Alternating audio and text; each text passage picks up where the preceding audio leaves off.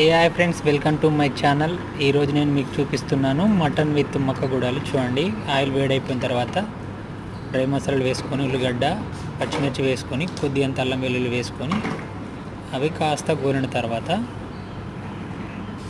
చిటికెడు పసుపు అయితే వేసుకొని కలుపుకోవాలి. చూడండి, నేనైతే ముందుగానే మటన్కి మసాలాలు అయితే కలిపి పెట్టాను. చూడండి, కారం, ఉప్పు, పసుపు, ధనియాల పొడి, గరం మసాలా కలుపుకున్న మటన్ అయితే ఇందులో వేసాను. చూడండి, వేసుకొని కలుపుకోవాలి.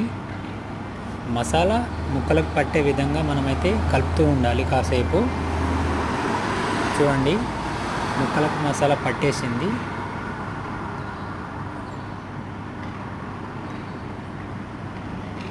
ఇందులో నేను ఇప్పుడైతే 2 కప్పుల వాటర్ అయితే పోస్తాను. చూడండి, పోసిన తర్వాత కాస్త ఉడకనివ్వాలి.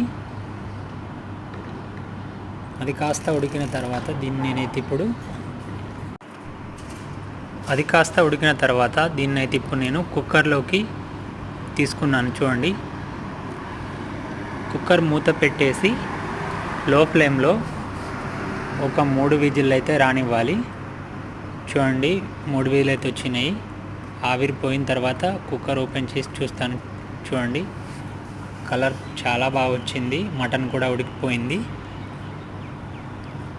చూడండి, ఫైనల్గా ధనియాల ఆకు అయితే వేశాను. చూడండి,